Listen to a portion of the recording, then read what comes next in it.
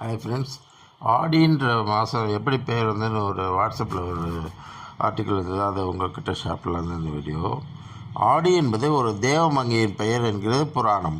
ஒரு சமயம் பார்வதி தேவி ஈசனை பிரிந்து தவம் செய்யும் நிலை ஏற்பட்டது.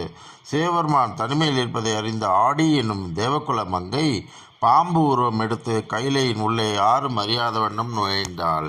பிறகு பார்வதி தேவியின் உருமாறி சிவபெருமான் அருகில் சென்றாள். அப்போது ஒரு கசப்பான சுவையை சிவபெருமான் உணர்ந்தார். தன்னை நோக்கி வந்தவள் பார்வதி அல்ல என்பதை அறிந்து தன் சூலாயுதத்தால் ஆடியை அழிக்க எத்தனித்தார். அப்போது சூலாயுதத்திலிருந்து வெளிப்பட்ட தீப்பொறி ஆடியை புனிதமடையச் செய்தது. அவள் ஈசனை வணங்கி ஒரு நிமிடமாவது தங்கள் அன்பான பார்வை என் மீது பட வேண்டும் என்பதற்காகவே இவ்வாறு நடந்து கொண்டேன், என்னை மன்னித்தருள வேண்டும் என்று வேண்டினாள்.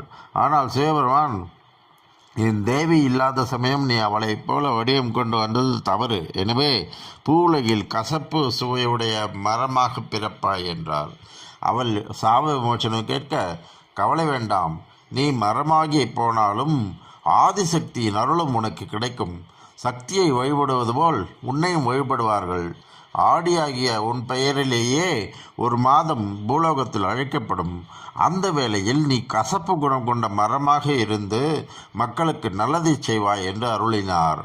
ஆடி என்ற தேவலோகத்துக்கு பெண்தான் பூலோகத்தில் வேப்ப மரமாக திகழ்கிறாள். ஈசனின் சாபமே அவளுக்கு வரமாக மாறியது. தெய்வாம்சம் பொருந்திய வேம்பு ஆதிசக்தியின் அம்சமாக உள்ளது. நோய்கள் பலவற்றை குணமாக்கும் சக்தி கொண்டவளாக திகழ்ந்தாள் அந்த மங்கை.